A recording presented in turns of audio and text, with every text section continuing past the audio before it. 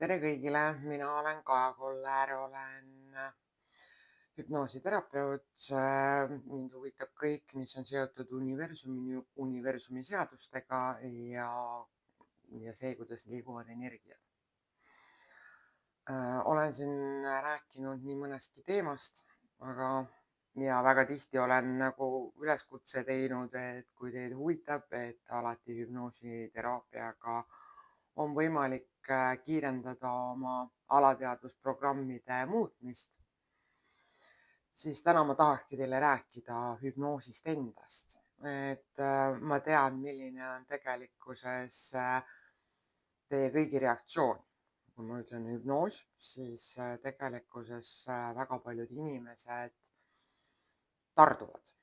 Ja see on täiesti arusaadav, sest meie seos või meie mõtlemised või meie teadmised hüpnoosist kipuvad ikkagi minema kuskile filmidesse või seriaalidesse, kus kellegi juures on käinud hüpnoositerapeut, on nad justkui ära kodeerinud ja sealt nad saavad kõne ja lähevad röövivad panka. No tegelikult, kui see nii oleks, mis siis viga oleks, uskuge mind, ma juba oleks lotomiljonär, ma juba oleks miljonär igas mõttes. Kahjuks see tegelikult nii päris ei ole. Kuigi samas, kui ma võtan lavahüpnoosi, kus põhimõtteliselt inimene kutsutakse lava peale ja ta hüppab seal nagu konn ja augub nagu koer, siis sellist hüpnoosi tajub ainult 10% inimkonnast. See on väga väike protsent ja üldiselt sinna lavahüpnoosi just valitaksegi välja just see inimene, kellel see protsent on, kes läheb sinna 10% hulka.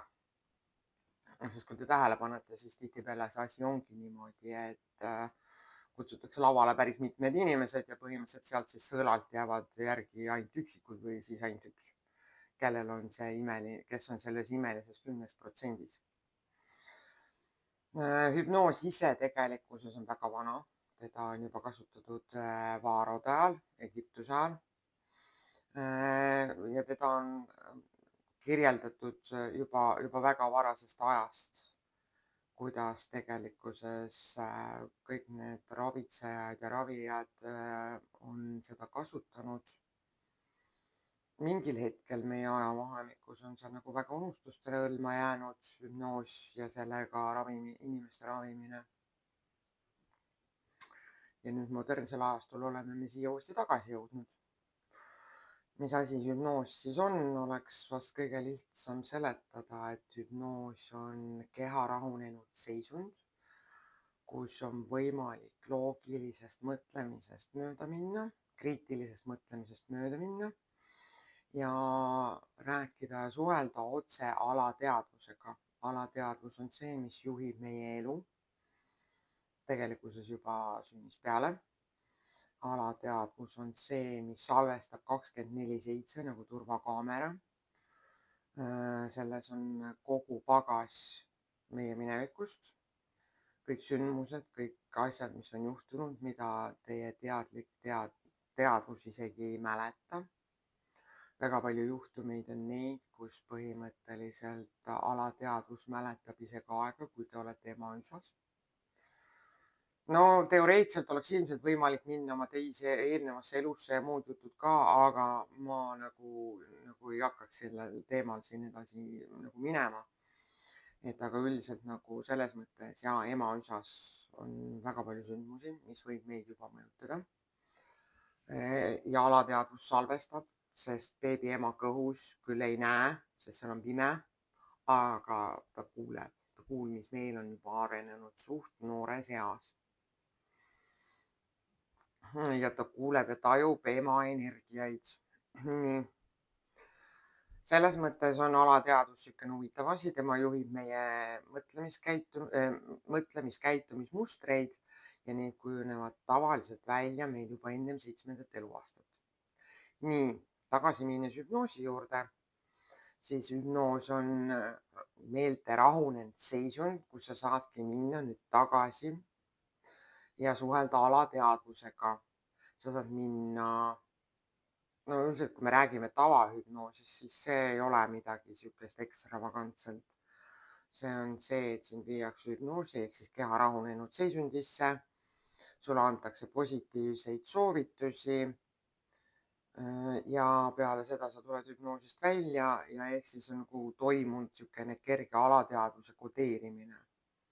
Kui ma räägin siin kiire transformatsiooniteraapiast, mis baseerub ka hüpnoosil ja mis ongi välja kasvanud hüpnoosist, kelle loojaks on Marisa Peer, kelle käe all ma olen õppinud,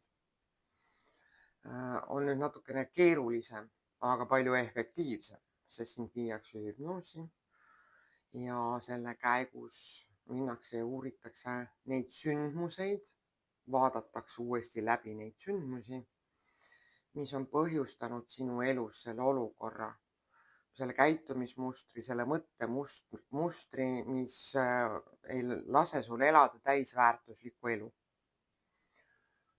Sellele sündmusele antakse uus tähendus ja peale seda sa nagu tuled, sind tuuakse põhimõtteliselt, sulle antakse positiivseid soovitusi, kõik, mis on seotud sellega, kuidas sinu mõtlemis- ja käitumismustreid muuta.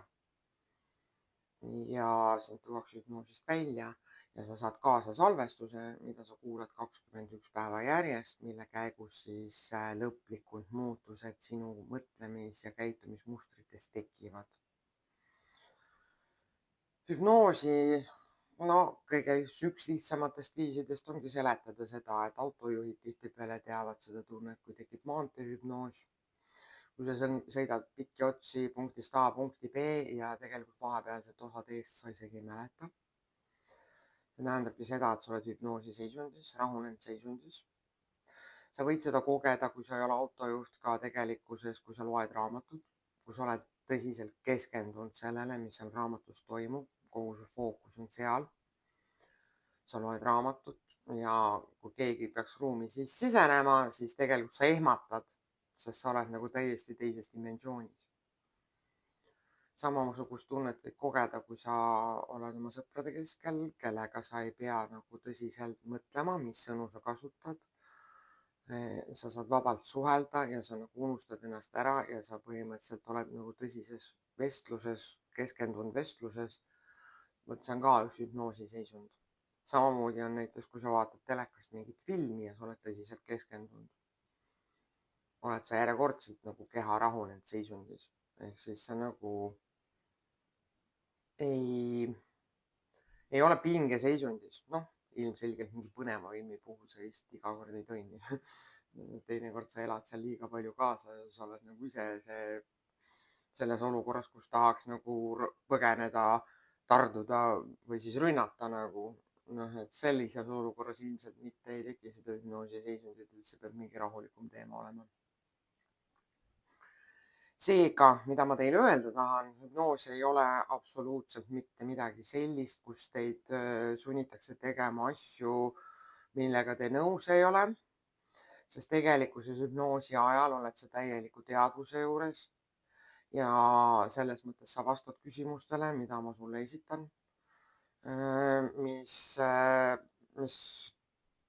võrdubki samaga, nagu praegu siin hetkel ma räägin teiega ja kui ma ütleks teile, palun, et mine ja varasta pangast miljoneid, siis sa ilmselgelt saadaksid mu kuu peale.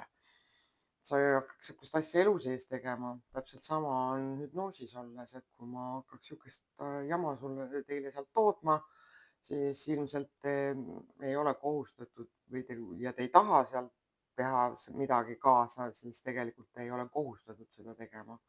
Sest tegelikkuses elu on ikkagi vabal valikul. Täpselt samamoodi on hüpnoosis olemine vaba valik. Et kui mina esitan küsimuse, siis on täielik õigus sellele mitte vastata, kui sa tunned, et sa ei taha sellele küsimusele vastata. Jah, see vast olekski nagu niisugune üks lühidalt kokku võetud diagnoos hüpnoosile. Ja kui te tahate mulle öelda, et ei ole hüpnotiseeritavad, siis sellele ma vaidlen vastu. Tegelikult on kõik inimesed hüpnotiseeritavad.